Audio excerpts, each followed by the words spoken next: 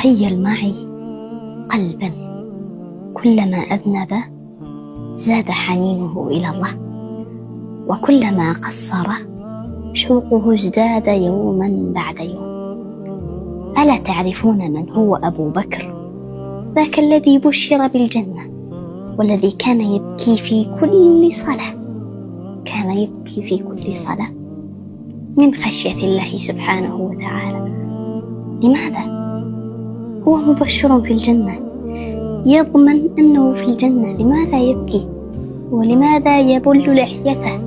من خشية الله سبحانه وتعالى.